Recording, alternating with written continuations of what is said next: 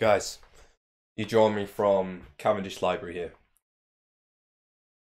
And welcome to SEN Stream, episode 2. Hopefully it's been a good starting week. We've got off on the right foot. We've started all 4 modules now. I was down with a cold yesterday, but I'm back fighting and I'm in the library. And we can see over here that here's a sport and exercise nutrition student in their natural environment, studying, working hard, contributing to their modules so that they can achieve the best outcome that they could possibly do. So what are we going to talk about today? We're going to look over some key week 2 sessions. We'll have a look at some further training opportunities that are available in London, not in Newcastle this time. And I'm also going to consider who wants to be a course rep this year. So let's leave this guy to it and we'll see you from there.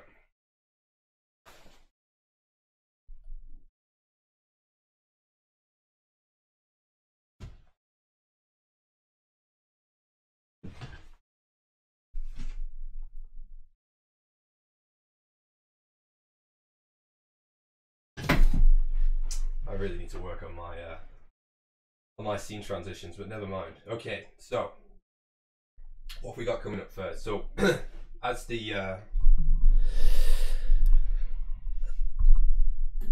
my script entails, what we'll do is we'll start by looking at some of the modules that we've got coming up over the next week. Let me just turn my microphone down so I'm not deafening everyone. We'll have a look at some of the sessions that are going to be taking part over next week, and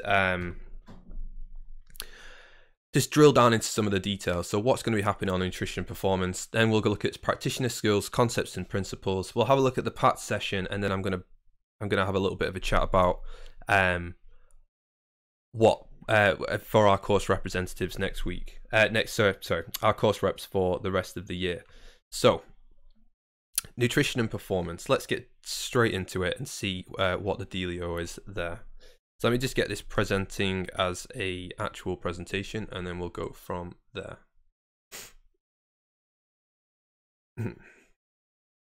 Excellent. I apologize profusely for my voice as well, as I'm still on the mend. So nutrition and performance, you're going to have some sessions with me next week. So I've just noticed that they've got the wrong notes on here. This is actually for Sanjoy's slide, but it's fine. I can be forgiven because of my illness. But if we just head straight over to the browser here, I've got some content open. So straight after the SEN stream today, I'm going to head over to Blackboard and get some content loaded on there. And the content that you're going to see is in regards to the 2 practical sessions that you're going to have going over weeks 2 and 3. And that practical session is looking at this idea of substrate usage during exercise. Now you can see on the screen here, this is the practical schedule that you'll be able to see. Again, I'll put this up straight after the video today. I thought it was already there, but it's not. I'm going to ask you to do a few tasks before you arrive on Tuesday next week. The first of those is to watch this short summary video about how to use a Douglas bag. Now, Douglas bags are a kind of gold standard way for physiologists to collect breath samples from exercising participants or resting participants so that we can determine substrate usage. I'm going to get you to have a look at, read this practical schedule, look at the video so it gives you a little bit of a snapshot. If you've never used Douglas bags before, then at least you'll have the opportunity to do that during the session. And then I also have a Google form associated to that. But before we move on to that, let's have a little look. So I've given you a bit of background here. You can read that in your own time. But let's have a see what we're actually going to be doing. Okay. So we're going to have exercising participants in this particular lab. So please do come prepared to exercise. We don't know who's going to exercise, but someone in your work groups will be doing some exercise. Hopefully 2 people will be doing, because we're going to be collecting 2 sets of data. And you can see this little figure here where we've got stage 1 of exercise and stage 2 of exercise. We're going to do 2 different intensities of exercise. And you can see here we're going to exercise for 5 minutes. Then we're going to increase the exercise intensity, and we're going to exercise for another 5 minutes. So you'll be exercising for 10 minutes in total. What we're going to do here, though, is in the last minute of this exercise part, we're going to take a breath-by-breath gas sample. So we're going to use the Douglas bags to collect 1 entire minute's worth of breath that's been expired from your participant. Now, the whole practical, particularly practical 1, is just an opportunity for you guys to get your hands on the equipment. So you can see here, if we scroll down, it tells you everything that we're going to be collecting and how it's all going to work. But there's also an instruction manual in order to for you to understand exactly what different components of equipment you're going to be using, how they all work together, so that you can kind of hit the ground running. So we only have a sort of short hour to get this done. So for the first visit, for the first session, it's going to be an opportunity for you guys to just get your hands on the equipment, have a bit of a practice, but we're not actually going to collect any official data during that session. It's only in the second session that we're really going to come in, and then we'll execute that exercise strategy as closely and accurately as we possibly can. So do take the opportunity to have a look through this practical schedule. Now, I'm looking at this on a Chrome browser, and it's doing it through the Google Docs version. Now, it doesn't look as it should do. So make sure you head over to the download button and view it on a proper Microsoft Word program of some description, because otherwise you'll lose some of the content. In particular, how we calculate the work done on a bike in this section here. And you'll see if you scroll down, there's some detail with regards to how we go about calculating that. But again, in the first session, it's going to be an opportunity for me to tell you a little bit more about the Monarch bikes and also about the Douglas bags and how we use them. So head over there and have a look. Now, Jane, as the module leader, is very keen to ensure that you all collect some data from these trials. And in order to facilitate that, you can see here at the top of the practical schedule, there is a Google document or a Google form. Now, I've already clicked it. If I click on it here, it'll just pop up into a new browser and you can see it here. Now, this is the way I see it because I put these forms together. But if we have a look at it from your perspective, you'll see this pop up. Now, you can do this on a mobile device, you can use it on your phone, you can do it on an iPad, you can do it on lots of different types of thing. So bring your devices with you is what I would say, or have a laptop or something available with you. If you don't have anything available to use during the session, that's fine.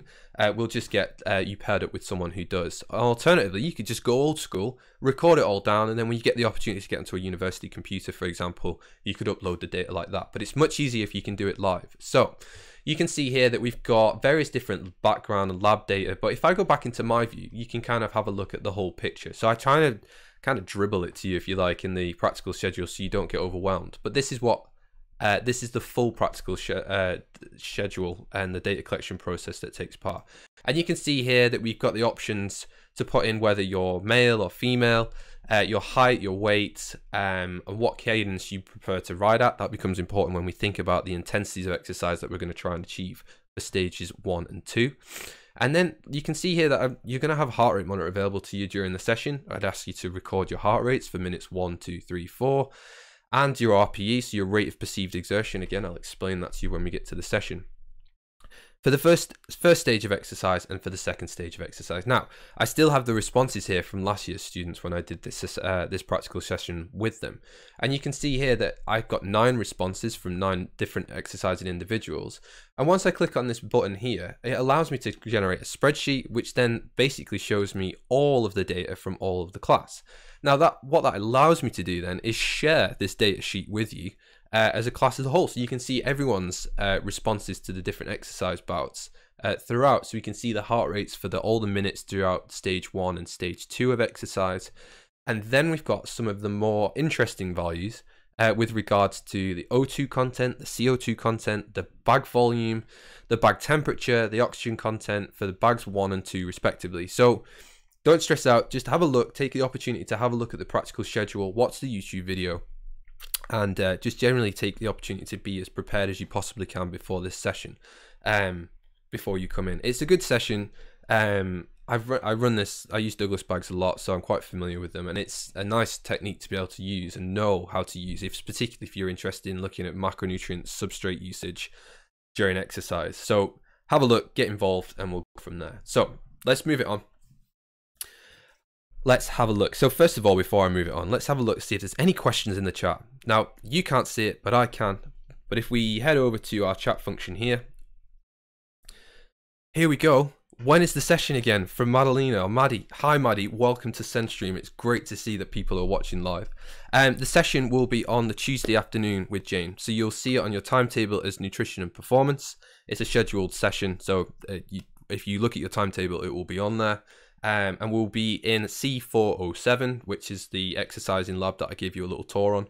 And yeah, be there. It's a scheduled session, so you should be able to find it fairly easily. Hopefully that answers your question. Again, I've got this chat function open on my screen all the time, so if anyone has got any burning questions, feel free to just keep answering them. Hopefully you can see these questions pop up on the screen when I come to this screen as well. But let's head back over to our... Oh, here we go. We have another question. Sorry, I thought I read the 5th and the 12th of October. I may have misread though. From what I understand, I'll be doing this performance nutrition sessions on those days. Now, I believe you're on the Tuesday afternoon, but it's confusing for you guys because you've also got the level 6s in there. But essentially, you can't miss it because it's a scheduled timetable event. So just make sure you're there in exercise gear, ready to go, and you should be grand. So let's head back over to the presentation slides. And we'll talk about practitioner skills for sports nutritionists. Now, Sanjoy has sent this information through. And essentially, the session that you're going to have with Sanjoy is going to be 2 parts. So you're going to have the first part, which is kind of this idea of personal professional development with professional bodies within sports nutrition. Now, one key one of those professional bodies that supports the course is the SEN register. So this is the British Dietetic Association Sport and Exercise Nutrition Register. And you can see I put a link here, which is available on the Blackboard site through practitioner skills, but I've got it open here, so let's just have a quick look. Now, once you click on that link, it will take you through to the SEN Register's website, and you can read a little bit about the home, about SEN, the registrant list. You can actually look up who is on the registrant list in the UK. It tells you a little bit about the purpose, all about SEN. There's a leaflet here, the code of professional conduct, setting and maintaining standards, and just gives you this more comprehensive view about what it would mean to be registered as a member of the Sport and Exercise Nutrition Register. So take the opportunity to have a look at that. The other thing that Sanjoy wants you to take a look at is a document that he's uploaded to the Blackboard site. Now, I've just popped it up here, but it's the competency framework for the Sport and Exercise Nutrition Register. So this is a document which gives you more information about what it means to be a graduate member, which is what you get once you've completed all of the aspects and passed the aspects of the course, and then also the practitioner level as well. So in this document, again, take the opportunity to have a read and have a look, a bit more of a holistic understanding as to what the framework is for the Sport and Exercise Nutrition Register, and also that you can see the comparison here between the graduate registrant member and a practitioner registration member as well. And it gives you the 2 frameworks side by side so you can see how they differ from one another. Now, you're going to come out with the graduate member, and you're going to want to, if you continue on in the sport and exercise nutrition world, which I hope you all are definitely keen to do so, that you want to gravitate towards that practitioner registration thing. Now, put this into context, I have been in sport and exercise nutrition for most of my professional life so far, except for my little stint in the MRC, but I don't fulfill the criteria for a practitioner registrant member simply because I don't do enough practice, and therefore it would never be appropriate for it. So there's also an additional membership on there, which is the academic associate membership, which is what I and the other members of the team would probably go for. And I've put my application in at the moment and hoping the board looks favorably upon me to do that. So that's what Sanjoy wants you to do. Let's head back over to the presentation styles. Other things that he's going to be doing in that session would be the competency, looking into and understanding job descriptions, and he's also going to give you the first introduction that you've got to your assessments on that particular module. So get involved. If you've got nothing else to do over the weekend, which hopefully, you've got some other stuff going on out with the course, but at the same time, take the opportunity to go onto Blackboard, have a look at the links, have a look at the different sessions, and then go from there. Let's move the slides on and have a look into concepts and principles. Now, you will have had your first concepts and principles lecture now, which is great.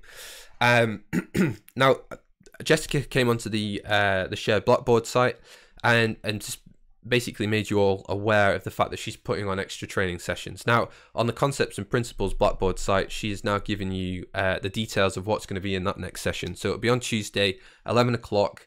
The room escapes me just now, but have a look on the Blackboard site and it'll give you all the details if you want to go ahead and have a look at that session.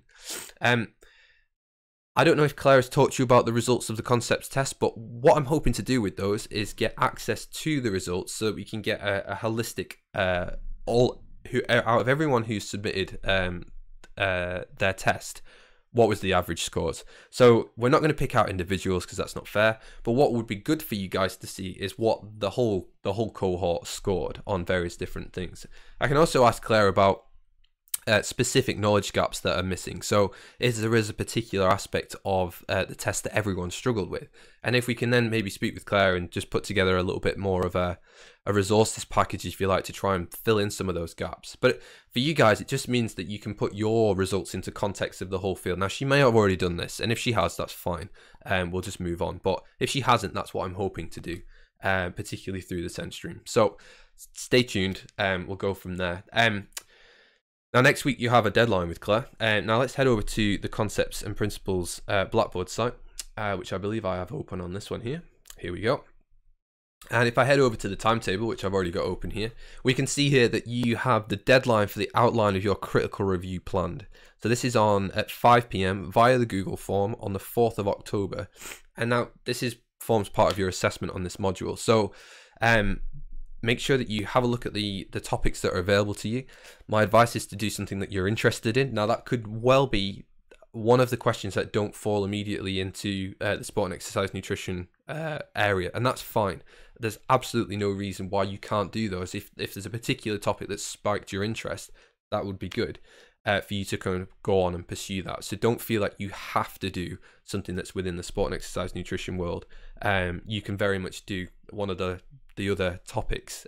You will just get marked by a member of staff who's more aligned with those particular pieces, or those particular fields, if you like. So again, in in Concepts and Principles, you've got 2 sessions: Nutritional Requirements 1, and then you've got a case study discussion with Claire following that. So first session with Jessica, second session with Claire. Let's move it on and have a look at I think it is, yeah, Pat's. So I haven't had any updates from Research Methods 1. So head across to the Blackboard site, just get yourself familiarized with what sessions are going to take place next week. But there's no specific updates from Teddy to pass on to you this week. But I thought I'd give you a little bit of insight as to what the Pat session is going to look like next week. So 2 sessions split into 2. Designing and preparing posters with EHAB. Now, I will be honest and upright and say that there is no poster assessment for you guys throughout your entire degree. Now, that's fine. However, there are presentations that you have to do throughout the course, particularly in semester 2.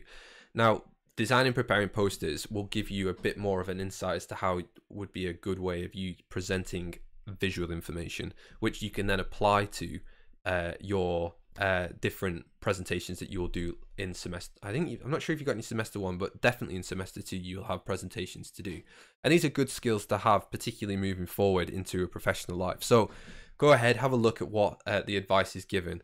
Next week I'll have a look at some posters that I've put together and different design techniques, and also maybe touch on how I've used PowerPoint, because PowerPoint is amazing for doing scientific posters, and I'll give you a little insight as to how I go about doing that. The second part of the session is advanced library searches. Again, I'd recommend that you head across to that, because it will really help with that concepts essay that you've got to put together. So you'll be required to do a very specific search on a very specific area that you've chosen for your topic. So a member of the library service is going to come over and give you a little bit more insight as to how that's going to work. So get yourselves over, have a look, and yeah, just generally get involved, as I've said. So okay, let me just have a see what else we've got going on. Not that one. 1 second. Okay, we've been through this. Okay, let's move on to tweet of the week. So let's have a bit of a change of scene. Okay, so my tweet of the week this week comes from Gemma Sampson. Now, this was put up and picked up by quite a few people on the sport and exercise nutrition world, particularly Graham Close, who is a professor of sport and exercise nutrition up at Liverpool John Moores University. Now, this was an interesting tweet that was put out simply because it's an interview with a world-leading Ironman athlete, should I say, and it's his reflections on his nutritional approach to an Ironman that he competed in. And essentially the athlete took the approach that he was very weight conscious. So we know that when we consume carbohydrates during exercise or in preparation for that, we store quite a lot of water alongside it. And that's why when we do the Atkins diet, for example, which is essentially a diet of high fat, high protein, cutting out lots of carbohydrates. People tend to lose weight quite quickly when they do that diet, simply because they're flushing out all of the carbohydrates out of their system. So that means all of their muscle glycogen is depleted within about 2 or 3 days. Now, with every gram of carbohydrate we store in the muscle, we also store around about 3 grams of water. So if we store about, say, 500 to a kilo, 500 grams to 1,000 grams of glycogen within the muscle across the body, we lose a kilo of mass simply because of all the carbohydrate that we've now depleted. And then we also lose an extra 3 kilos simply because of all the water that's stored within the muscle as well. Now, this guy, he talks about his approach. He's been doing his carbohydrate loading before the event, which is a sensible nutritional approach, but then he steps on the scales. Now, endurance athletes in general are a little bit paranoid about their weight. So I'm not going to ruin it for you, but this is my tweet of the week. Gemma Sampson, go ahead, check out the tweet itself. You can see her handle there is Gemma_DWB. It's pretty much towards the top of her list. You can notice that she's a accredited sports dietitian. She's also registered with the SEN register, so it's coming from a good source. These are all things that you should really check when you look at stuff on Twitter. But have a look at the video and get some nice insight from an actual athlete who's had a bit of a bad experience with his nutritional strategy. So head across, have a look, and then we'll go from there. Okay, we're going to move on to extra training opportunities, okay? Now, I'd spoken about last week about the International Sport and Exercise Nutrition Conference taking place in Newcastle, which is ISENC 2018. Now, as a young budding sport and exercise nutritionist, as a PhD student, this was the first academic conference that I went to, and I was lucky enough to present some of the performance data from my carbohydrate feeding data. So I've been there. It's a great conference, and I recommend everyone goes to it. And one of the questions that I got from the students, from Maddie as well, actually, was that there wasn't, like, what's the deal with accommodation? So there is a conference hotel, and it's an additional cost. Now, the conference hotel is pretty fancy because you've got lots of people who've probably been paid to come, particularly some of the better speakers, and therefore you want to keep them in a decent place. For us mere mortals, as PhD students, as MSc students and such like, who don't necessarily have a huge amount of disposable cash to just splash out on a hotel, one financially savvy approach to take is to just stay in a youth hostel. Now, it's exactly what I did when I was a PhD student, and I've got the exact, hang on a second. The one that I stayed in was the eurohostels.co.uk/Newcastle. They've got a bar there as a winner, and also you can book multiple people into the same room. Now, I was talking to Maddie and saying, try and drive up a little bit of interest across the cohort and get people involved. If you all stay in the same room, it could be a good laugh. You could all go out for a drink in the evening after the conference as well, just kind of have a bit of a Christmas party, if you like. So this is where I'd recommend that you stay. It's great. It worked out well for me. I think I managed to get it down to about 20 quid a night. I know a few others have mentioned about you could go in the conference hotel and share a doubled room. Again, another savvy approach to take it. But I just thought, for those that are on a bit of a budget, this is a good way of doing it on the cheap. It's not too far away from the venue as well. I remember walking there. So yeah, have a look, check it out, and go from there. So I've just realized I've said all this without the stuff in the background. So let's pop it up so you can see it. And I'll put a link in the description like all the cool YouTube kids do it. So here we go. eurohostel.co.uk/Newcastle, and I'll put a link in the description when I upload the video. Now let's head across to the chat, simply because I've just seen some questions from other people. So Magdalena, thank you for the questions. One question that you put up there, can I ask, could we use Prezi instead of PowerPoint for those presentations? Yes, absolutely. Like, we love it when students come up with novel and interesting and different ways of using presentation styles. So please, yeah, whatever forum or site or whatever format works for you. The advice I would give on that front is that when you use a technique in when you present things, you always have to question, does this add value to the message that I'm trying to communicate? Now, my sort of presenting style is always to have minimal text on the slides and lots of figures and diagrams, because the figures then act as a sort of cognitive reminder that, stuff should be happening. So I don't remember everything, but if I see a figure, chances are I'd be able to describe that figure and I'd know the background information. But as soon as you start animating things, I always question, does it add value to the understanding of the audience? And if it doesn't, if it's simply just aesthetics or isn't adding any value through the aesthetics that you're using, then don't use it. So I've seen Prezi as a presentation style, and I've seen the benefit that it can bring when you zoom into and out of different things and things like that. So if that adds value to the narrative that you're using, go ahead and use it. It should work really well. If it doesn't, then have a think. The next question I've got here is, are you going to the conference this year? I would really like to go to the conference this year. It's really nice as an academic to be able to update your knowledge. The problem is that it's convincing my head of department that it would be beneficial for me to go as well.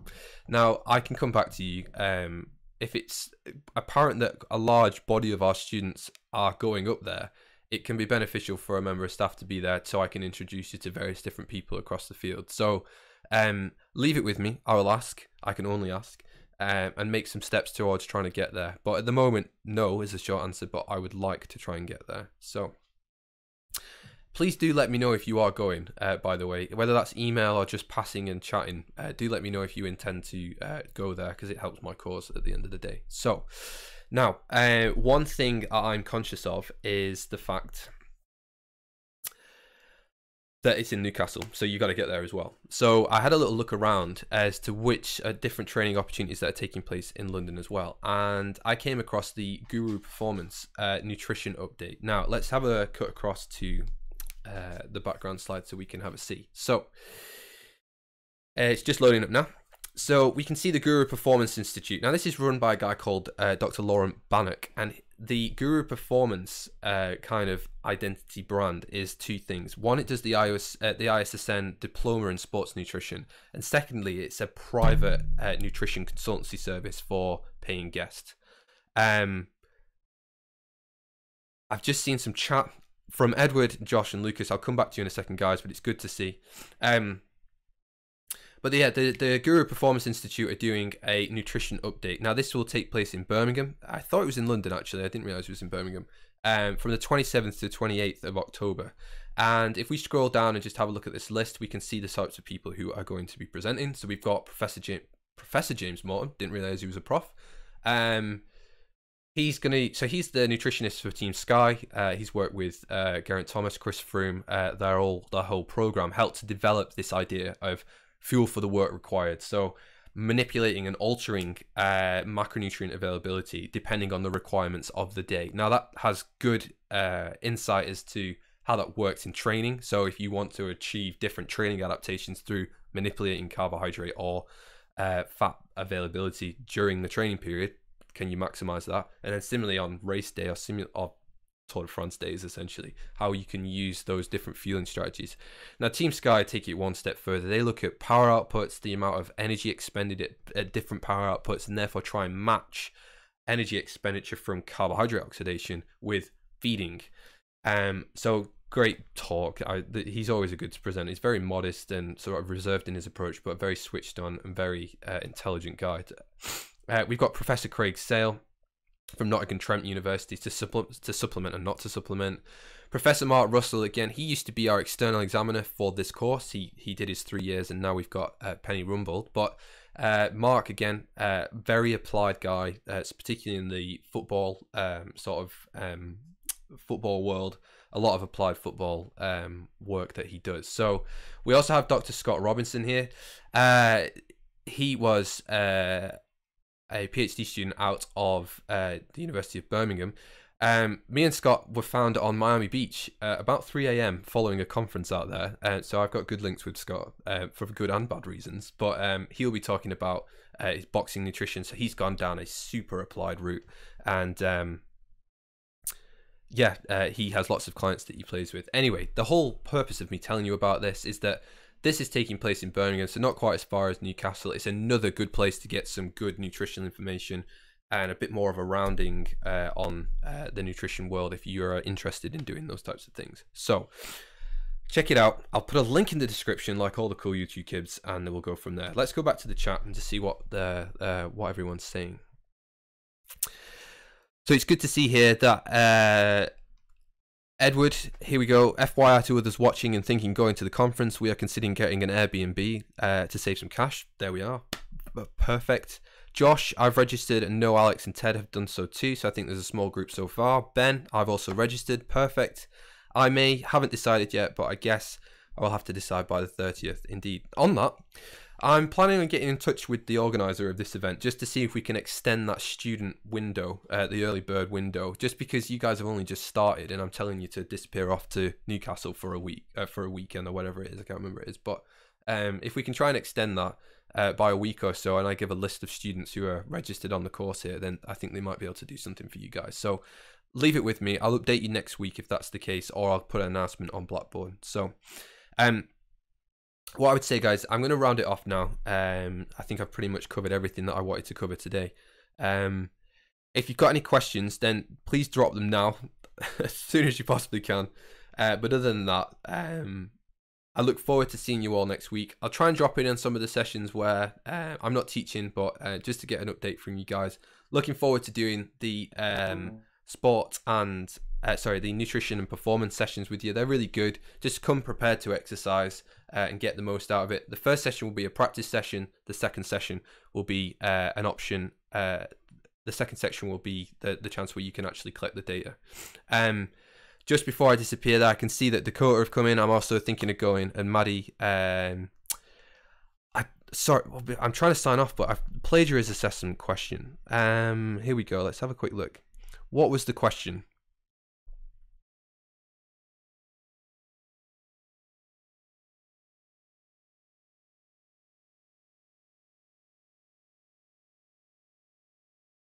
Now, I believe you did a plagiarism assessment with at the PAT session. So Regina mentions we had a deadline on the 10th of October for a plagiarism. Please, can you explain that a bit more?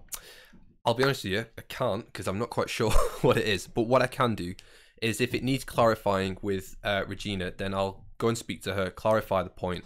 I'll put an announcement up on Blackboard so that everyone knows what the dealio is. You'll see her on Tuesday again if you go to the PAT session, but I know not all of you will be able to attend. But leave it with me. I'll see if I can find out, and we'll go from there. So, okay, I'm going to sign off.